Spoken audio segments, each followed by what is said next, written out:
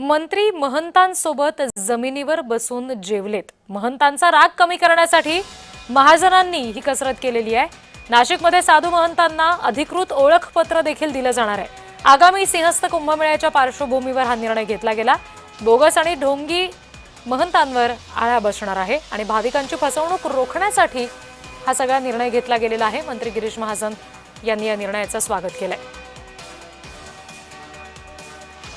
सिंहस्थ काळामध्ये होणाऱ्या मुख्य पूजा विधी, धार्मिक कार्यक्रम तसंच शाही स्नान यासाठी केवळ ओळखपत्र असलेल्या साधू महंतांनाच सहभागी करून घेतलं जाईल, असं आखाडा परिषदेनं स्पष्ट केलंय।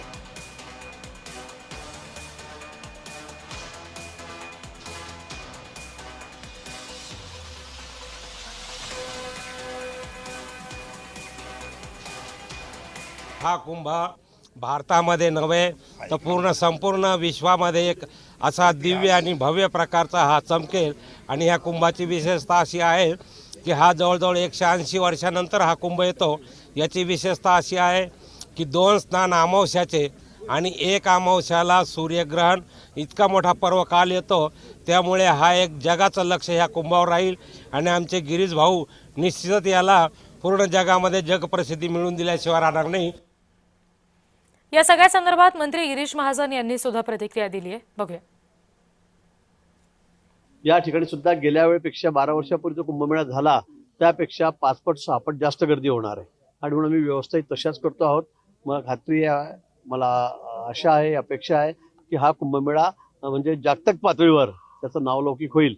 असा जर असेल कुठेही या ठिकाणी गर्दी होणार नाही, फार गर्दी म्हणजे स्टॅम्पेड होणार नाही, लोटालोटी होणार नाही, कोणाला इजा होणार नाही, कुठे जीवितहानी होणार नाही आणि म्हणून हा स्वच्छ, सुंदर आणि सुरक्षित कुंभ हा त्याचा नावलौकिक जगभरामध्ये व्हावा अशी आमची अपेक्षा आहे।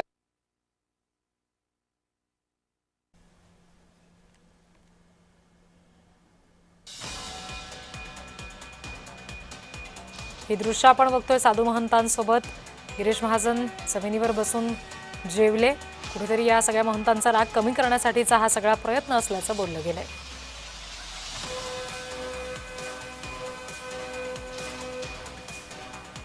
नाशिकमध्ये आगामी सिंहस्थ कुंभमेळ्याच्या पार्श्वभूमीवर महत्त्वाचे निर्णय सुद्धा घेतले गेलेले आहेत।